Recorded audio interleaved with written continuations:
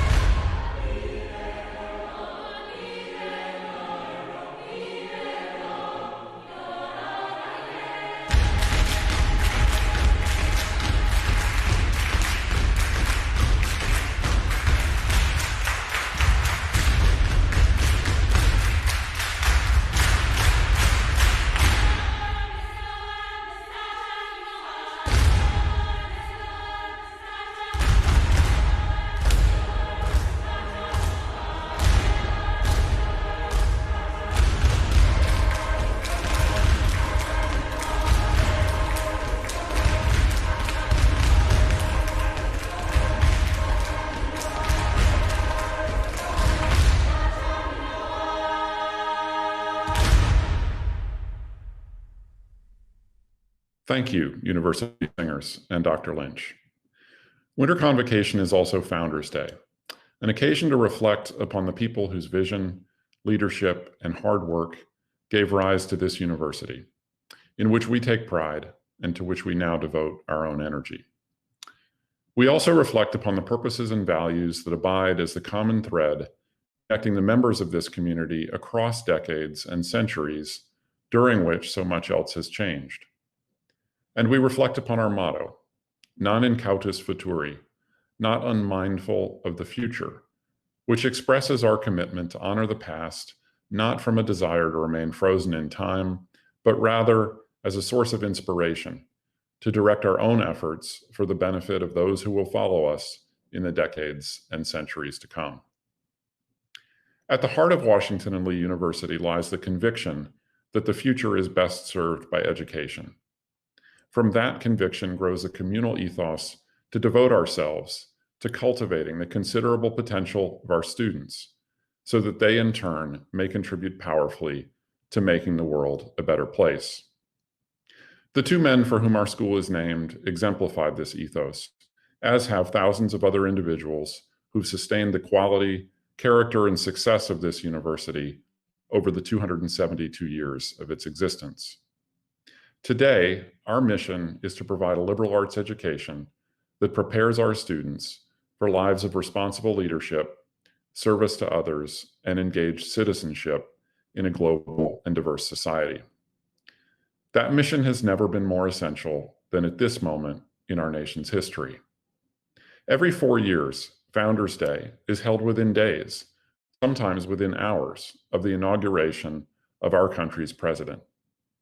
The 46th President of the United States will be inaugurated tomorrow at noon. The peaceful transition of power is a hallmark of American democracy. But recent days have shown us not to take it for granted. Democracy requires vigilance, and it requires education. In 1749, Benjamin Franklin wrote, "The good education of youth has been esteemed by wise men of all ages as the surest foundation of the happiness both of private families and of commonwealths." George Washington concurred, asserting in his presidential address to Congress in 1790 that the security of a free constitution depends upon an educated citizenry. Knowledge, he said, is in every country the surest basis of public happiness. At W&L, we are dedicated to preparing our students for responsible, engaged, democratic citizenship. The investments of time, resources, and love that our faculty and staff make in our students are paid forward by the positive difference that those students make on our campus, in our community, and to our democracy. It is now my pleasure to introduce our distinguished speaker, Dr. Michael J. Santi. In 1731, Benjamin Franklin and several fellow members of a discussion club called the Junto founded the Library Company of Philadelphia to provide its members with ready access to books that they could not afford to purchase individually, but could afford to purchase collectively. It became America's first successful lending library and its oldest cultural institution. Today, the Library Company is an independent research library concentrating on American society and culture from the 17th through the 19th centuries. Its extensive non-circulating collection includes more than 2,000 items that once belonged to Mr. Franklin. Michael Barsanti became the 30th individual to lead the Library Company in January 2017. Dr. Barsanti holds a bachelor's degree in English from Williams College, a master's degree in English from the University of Miami, and a PhD in English literature from the University of Pennsylvania, where he specialized in the works of James Joyce. He's led a distinguished career in the Philadelphia cultural community, holding positions at the Rosenbach Museum and Library, the Pew Center for Arts and Heritage, and the Free Library of Philadelphia Foundation, prior to being named to his current position. He's taught arts administration at Drexel University and has served on the boards of several nonprofits, including the Pig Iron Theater, Independence Charter School, and the Abraham Lincoln Foundation of the Union League of Philadelphia. While at the Rosenbach Museum and Library, he curated the 1998 exhibition, Ulysses in Hand, the Rosenbach Manuscript, which was presented at the Chester Beatty Library in Dublin and marked the first time any part of Joyce's manuscript was seen in his own native city. Dr. Barsanti is also an entrepreneur, having founded Throwaway Horse, a small software startup company that produces online, mobile-optimized comics that are based on literary works. The flagship project of Throwaway Horse was Ulysses Scene, a graphic novel adaptation of Ulysses. Franklin's mission for the Library Company was to improve the community through the sharing of knowledge. Under Barsanti's leadership, the Library Company aims to advance this mission by bringing innovation to the practice of American history, and by reimagining history's place in the making of informed American citizens.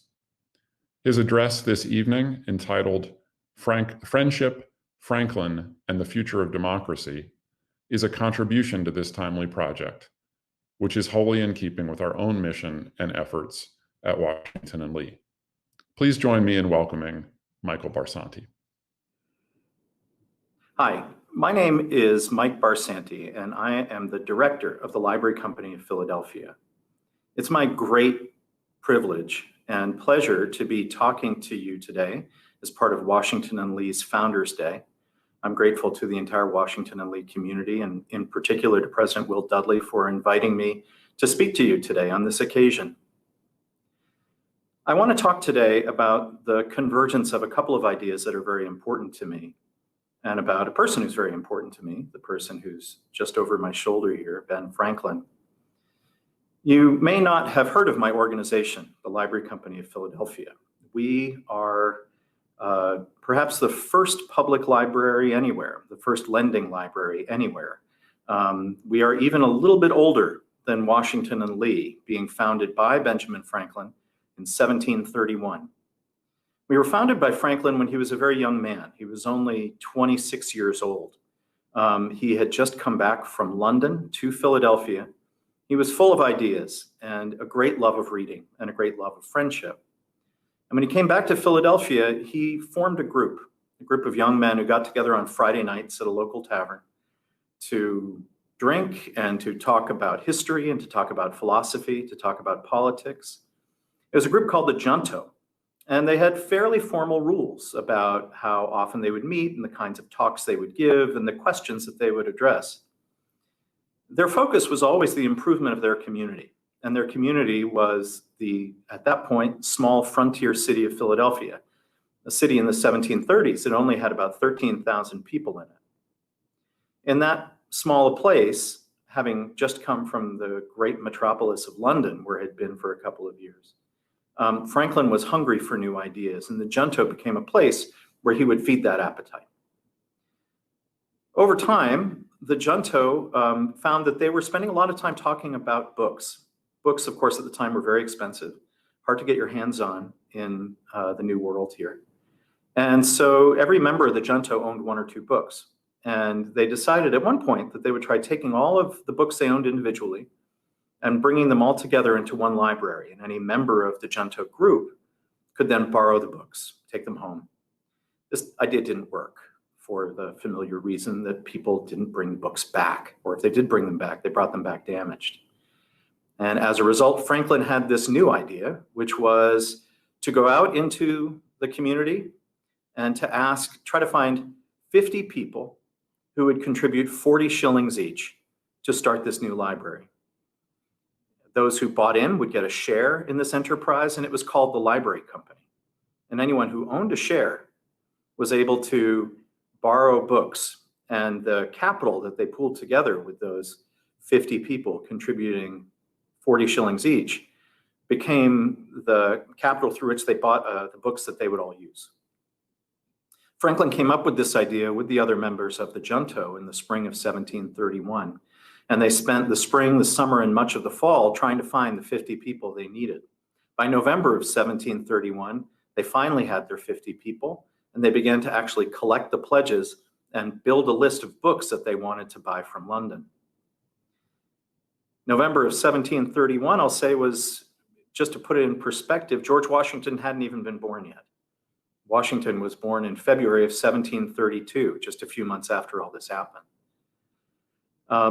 The library company prospered and became Philadelphia's main public library. Franklin was very proud of this idea, and if you've read Franklin's autobiography, he mentions the library company in several places. He is especially proud of the way that this idea of a community-sponsored library, a community-sponsored learning institution, really, quickly proliferated throughout the colonies. Within a decade, there were library companies in Charleston, Providence, Boston, and all the major cities along the eastern, in the colonies along the eastern seaboard. Franklin was as proud of that proliferation as he was of anything else. And over time, the library company grew, always at its center, and as its motto was the idea that this was a learning community, and this was a community that was designed to improve the broader community around it. The motto of the library company in Latin translates into "to serve the community is divine." This is my organization. What does this have to do with today? We are living in a critical moment in American history. I think we're all aware of the power of that moment. And Franklin himself is often quoted these days for a comment he is said to have made after the conclusion of the Constitutional Convention in Philadelphia. He was said to have been asked by a Mrs. Powell whether the Constitutional Convention had come up with a republic or a monarchy. And Franklin's famous quote was, "A republic if you can keep it." If you Google that phrase, you'll find it's been used hundreds, if not thousands of times in the last few years, especially in the last few months. I want to spend a little bit of time using the story of the library company and the principles behind it as a way of picking apart or talking a little bit about what Franklin may have meant by keeping a republic. What does it mean to keep a republic?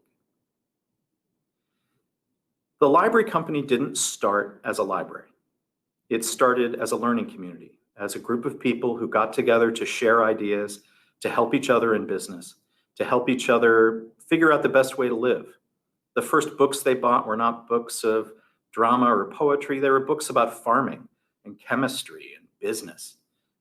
They were very practically focused on usable knowledge, practical knowledge, which was one of Franklin's great areas of interest, and one of the things he often spoke about. Political history was very much on their minds, and in the years leading up to the Revolution, the library company became a place where people who wanted to study political history would go. In fact, the First and Second Continental Congresses both used the library company. The members of those congresses were given circulation privileges at the library. Then during the Constitutional Convention, the delegates to the Constitutional Convention were given circulation privileges. And that was where the members of the Constitutional Convention would go to brush up on their philosophy, to go back to their Locke and their Hume and their Rousseau. When the first United States government sat in Philadelphia between 1790 and 1800, the library company again served as the library of the government. It was the first Library of Congress. And then when the government moved to Washington in 1800, they decided they liked having a library so much that they started the Library of Congress to replace what the library company had been for them. So the library company has a claim to being, in a sense, the first library of our democracy, which is important because when you think about the philosophy under which all of the philosophy and history under which our country is based, the library company has a strong claim to being the place where that was in the hands of the delegates as they debated these issues, as they talked about them. And there are contemporary accounts of the delegates to the Constitutional Convention going up to the library company, which was upstairs for much of the time, and consulting some of the great works of legal philosophy and history that helped to inform their debates on the floor. Yet still, I want to keep coming back to this point of a learning community. Franklin's genius, in many ways, was his ability to gather people and his ability to get people behind an idea, to take advantage of all of their different perspectives and their different ways of learning and understanding things. And his junto was a great expression of that idea. They would have a topic of the day or of the week, and they would debate it among themselves. And Franklin felt like that sort of open debate, that open discussion with people of different minds and different backgrounds, was the way in which you arrived at the best ideas. That ideas had to be proven, and they had to be proven by an open engagement with other people. And that this kind of open engagement and learning was at the heart of what it meant to be a library and a learning community. In the autobiography, when Franklin talks about the library company, one of the things he says about it is that he feels that it played no small part in preparing it, and the many other libraries that were based on it played no small part in preparing the American people to become independent. And that thanks to all of these new libraries that had sprung up in communities throughout the colonies, that in his words, that the average American farmer was as educated as European nobility. In Franklin's mind and in the mind of all of the founders, education was closely tied to a successful democracy. The founders were very aware of how fragile democratic governments could be. They knew that the Republican form of government, a Republican democracy, had never succeeded in history to that point. And they were often, where they were tried, they were often decayed from within. They were vulnerable to tyrants. They were vulnerable to outside influences. They were vulnerable to a misinformed populace. The founders knew that education was key to a successful democracy. I'm sure in no small part the bequest that was so important from George Washington in the history, so important in the history of Washington and Lee, was in no small part because Washington was so well aware of the importance of education in sustaining the great democratic experiment of the United States. Franklin was aware of that too. And for certainly Jefferson is, Thomas Jefferson is perhaps the first name that would come to mind in this linkage of democracy to education. What we've seen, to skip into the present for a moment, I feel like what we've seen over the last, particularly over the last few weeks, with events in Washington and throughout the country, is again this moment where democracy is under threat, and where a lot of what has happened in democracy, a lot of what we see in the ruptures in our country has to do with different systems of information, different assumptions, different learning, different education. In some cases, a lack of education, right? That is eroding the basis for our this kind of shared project. In the 21st century, late 20th century, we often talk about education as being something we do so that we can have better careers, so that we can make more money. We often talk about, the ROI on our education investment. For the founders, yes, education was important in being able to advance yourself in business, in the world, and in being a better person. But for the founders, it was really important for democracy to work that people be educated. And they felt that, and this was also one of the great drivers of the public education system in the United States. The Library Company was one of the first expressions, even before the people of Philadelphia clamored for democracy. It was one of the first institutions that began to connect that idea of a community's self-governance with its knowledge. And the library has always been able to bring together this public approach that one of the things that made this library different from libraries that existed before it. There were libraries before it. There were libraries at Harvard and Yale and William and Mary. There were libraries in churches. This was a library that was founded by a community. This was a library that was not founded by a group of ministers or faculty to serve the needs of a church or of a university. It was founded by people in a city to help serve their needs and the needs of the city. That's still what we try to do today. The title of my talk talks about friendship. It's probably the word that might have jumped most out of the title. I've talked to you a little bit about libraries, about the Library Company, about the importance of education and democracy. I think the piece, I've talked a little bit about Franklin and Franklin's genius for association, for making friends.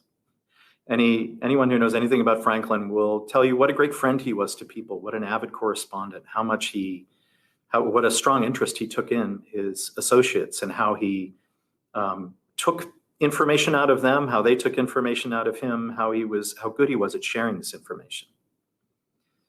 I think Franklin felt too that this kind of commerce of ideas among friends, whether it's at a tavern on a Friday night, whether it's in a room of the Constitutional Convention, whether it's in a Parisian salon, talking about the independence of the United States and talking the French into funding the Revolutionary War. That sort of social connection and connection of friendship was one that helped to cement these core bonds. I know that for me, my experience of college was one where my friends were at least as important as my professors or as the facilities or as the library or the places I went. That the ambitions of my friends, their aspirations, their reading, their music, their tastes, those were in some ways the things that I really got out of my college experience. And I think that we sometimes, when thinking about the value of college and of educating people for their futures, but also for the duties of citizenship, we sometimes leave out the importance of those personal connections and those friendships in that calculation. I think in this COVID time, when it's so difficult for people to get together, when it's so difficult for people to gather together outside of their families, outside of their pods, and we're all just talking on Zoom, that bond seems increasingly diminished. But I think as we can look forward, I think, to a year where we can begin to restore some of those bonds, where we can begin to restore all kinds of new bonds. Again, I think, just to take us back, sort of circling back again to this moment that we're in. We're in this moment where we are seeing some of the basic symbols, some of the basic terms of our democracy as we have understood it, be put into question, be put under threat. And the question before us then becomes, what can we do to restore that? How can the lessons from the founding of the United States help us to restore that? And I think one of those pathways has to do, of course, with learning and with education and with distributing information, with making sure that good information is being circulated to people, that bad information is being called out for that within the context of free speech. I think being able to talk to our friends and being able to make that connection around issues of politics, issues that matter to us, forming our own juntos, being able to debate these issues so that they're not just being broadcast to us through social media or on a national scale, is another really important part of this. I think also related to this is an idea of patriotism. For people of my generation, patriotism is an awkward word. It is something that people who identified themselves as scholars or as intellectuals might shy away from being patriotic. I've found in my time, especially the years that I've spent sort of living with Ben Franklin over my shoulder, this shoulder, the time that I've spent with him has given me a much greater awareness of the importance of patriotism, and also an awareness of how the people who founded this country loved it, and not in a way that was just nationalist, not in a way that was about flag waving necessarily, but in a way that said that this democracy is only going to survive if we love it, and if we really understand that it needs the care and the investment and the passion that comes from real patriotism. And I do think that this, for a lot of us who have shied away from the concept of patriotism, we now find ourselves in a moment where I think a possibility exists for a resurgence of interest in democratic ideals and democratic history.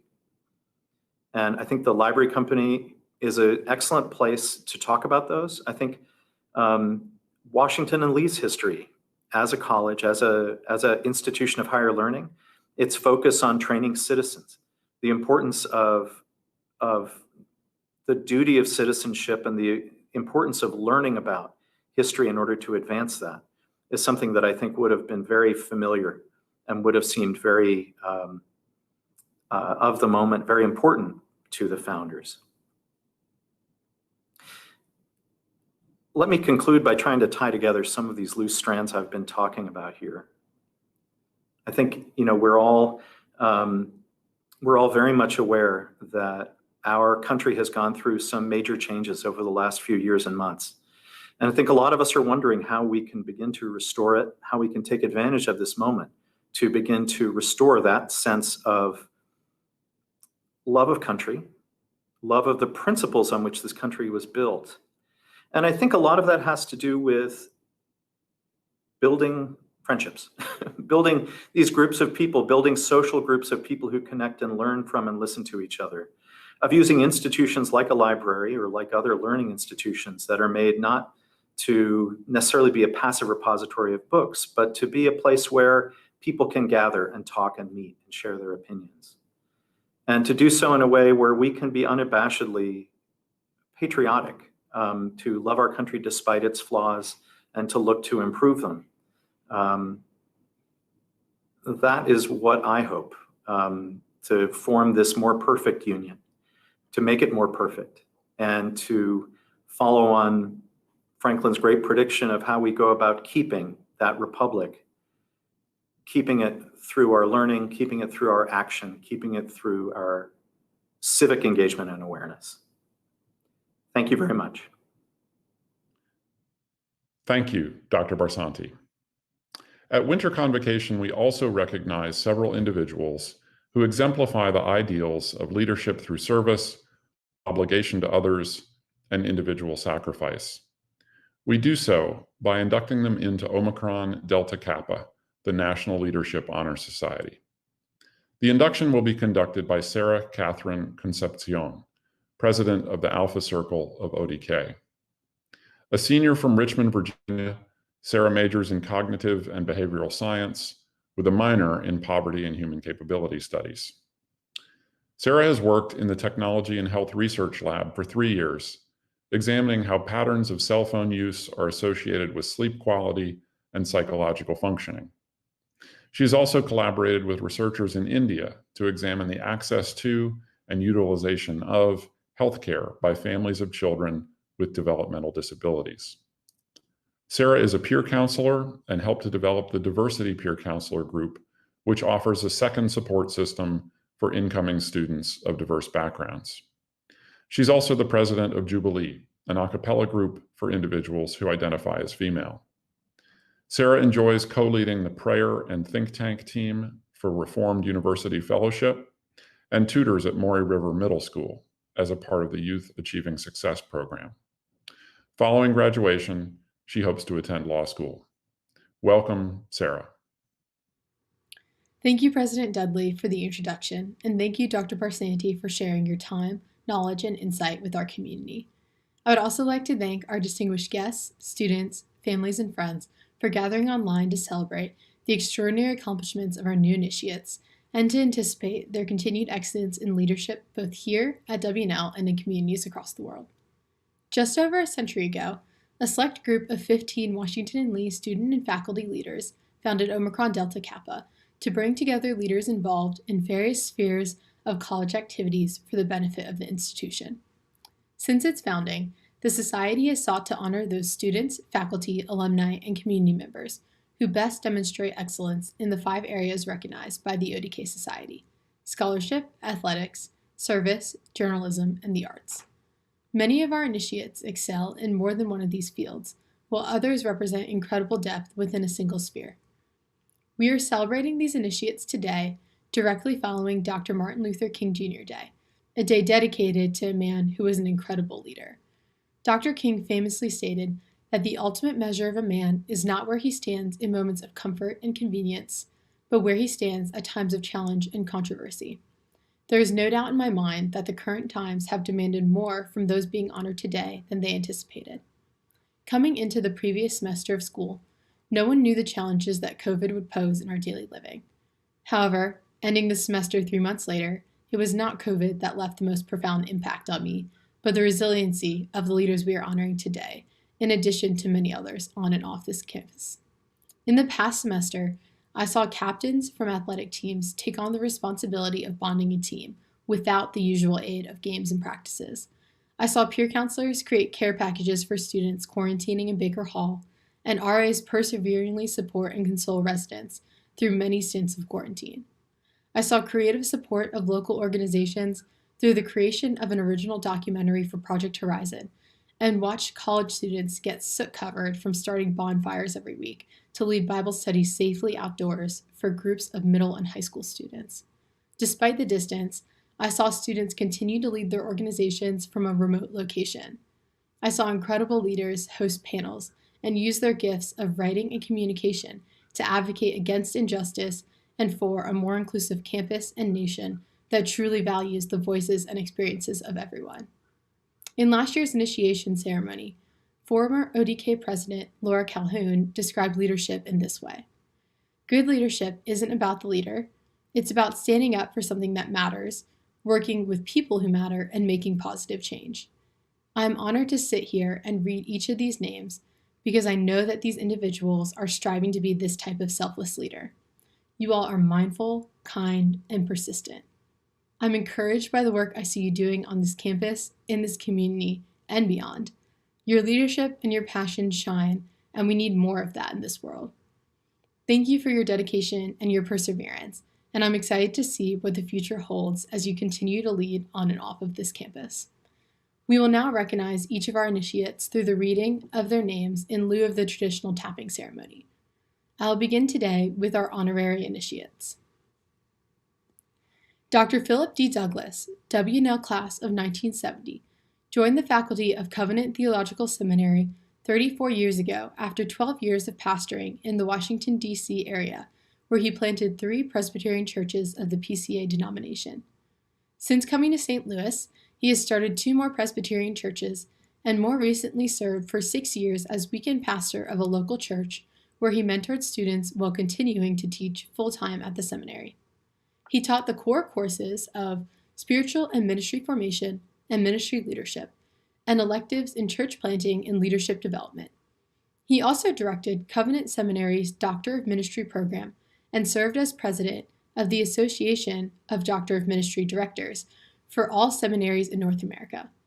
For 28 years, 6 years of which he was a chairman, he served on the national committee in charge of church planting for the PCA, with over 1,000 churches being initiated. His great joy is taking time to mentor and assist students and graduates in clarifying their sense of calling, as well as encouraging a vision for church planting.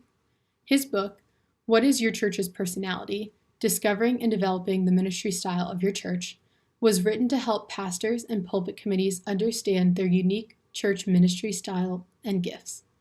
Douglas and his wife Rebecca have been married 48 years. They have 4 married children and 10 grandchildren. Sally Stone Richmond, W&L Vice President for Admission and Financial Aid, joined the university in 2015. In her 25-year career in education, Sally has invested in supporting students' access to and appreciation for liberal arts education based on her own transformational experience at Davidson College, her alma mater. Throughout her career, Sally has had a particular interest in gender studies, from her undergraduate honors thesis to her graduate school mentoring work and a longitudinal research project at Episcopal High School. Her more recent pursuits have focused on higher education policy and administration, and she has enjoyed serving on both national and regional boards and committees while at Occidental College, where she worked for 9 years and continuing here now at W&L. Sally has enjoyed building an incredible team of admissions, aid, and Johnson program colleagues at W&L whose shared goal is to enroll annual classes of new undergraduates who embody the university's mission while expanding the reach and unique story of this campus.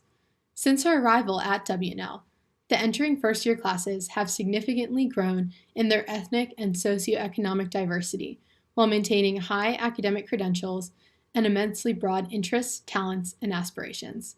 A native of Gloucester, Virginia, Sally and her husband Tom have been married for 25 years and have 1 daughter. Andrew Wright, W&L class of 1995, is the Director of Legal Policy for the Biden-Harris transition. In government, Wright served as Associate Counsel to President Barack Obama in the White House Counsel's Office. Before that, from 2007 to 2011, Wright was Staff Director and Counsel to the National Security Subcommittee of the U.S. House Committee on Oversight and Government Reform. At the beginning of his legal career, he served as Assistant Counsel to Vice President Al Gore in the Clinton White House, where he managed responses to investigations conducted by Congress, the Department of Justice, and the Office of the Independent Counsel. He stayed on as General Counsel to Vice President Gore's transition out of office after Bush v. Gore. In private practice, Wright was most recently a partner in the Washington office of the global law firm K&L Gates. He also worked as a white-collar investigations and litigation attorney at Skadden Arps Slate, Meagher and Flom, LLP, and Jackson Kelly, PLLC. He spent 5 years as an associate professor at Savannah Law School, where he taught constitutional law, criminal procedure, presidential powers, and federal criminal law. He has also taught related courses at West Virginia University College of Law and Armstrong State University. Wright's research focuses on congressional oversight and its intersection with national security. He is also a founding editor of the NYU Law School national security blog, Just Security. Wright is a graduate of the University of Virginia School of Law and Washington and Lee University, where he was awarded the Harry S. Truman Scholarship for Commitment to Public Service. Please join me in a round of applause for our honorary initiates. Now I will recognize the student initiates by class, starting with undergraduates. From the senior class, initiated in April of 2020. Midha Ahmad, Courtney Ann Berry, Katie Sue Cones, Grace Ann Holliday, Jenna Ruby Marvette, Brooklyn Nicole Oliviera, Alankrit Shatadal, Bethany Ann Townsend. Class of 2021 initiated in January of 2021. Grayson Eileen Duran, Lucas Ryan Flood, Callie Jane Garst, Patrick Marin Hofstad, Erin Elizabeth Hughes, Cabri Lee Keller, Maria Esther Hope Kisker, Mary Pace Lewis, Olivia Allison Lucio, Emily Margaret Moran, James Min Ricks, Claire Rhodes Smith, Jonathan Burnell Tucker Jr., Lorena Taroba Uruchua, Christopher Cargill Watt, Julia Allison Wickman, Melissa Victoria Yorio. And from the junior class of 2022, Enuma Andrea Anekwe DeSensei, Camilla Anastasia Beely, Elizabeth Brower Greist, Syed Rafi Hassan, Lauren Elizabeth Hoagland, Troy James Larson, Nolan Michael Zunk. Now I will announce the student initiates of the law school. From the class of 2021, Autumn Nicole Dickerson, Eduardo Enrique Garza III, Carlo Gorania, Chandler Hope Gray, Aaron Russell Hardy, Corey J. Hauser,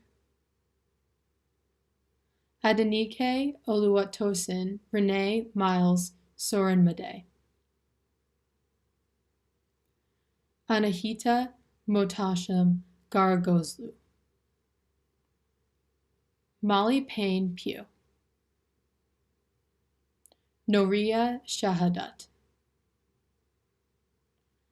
Kimberly Wu Shi, Tuan Tran, Brooke Elizabeth Wilson. From the class of 2022, Ryan Michael Derkol, Sabrina Matlock, William Trey Harold Smith III, Russell Samuel Wade, Christopher Ethan Watts. Please join me in giving a round of applause to our newly inducted members of Omicron Delta Kappa.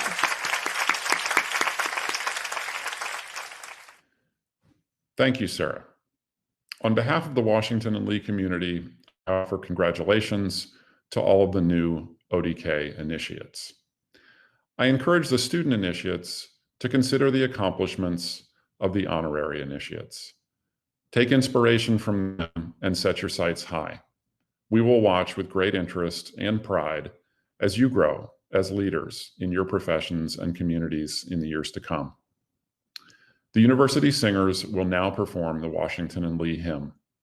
We are adjourned upon its completion. Thank you very much.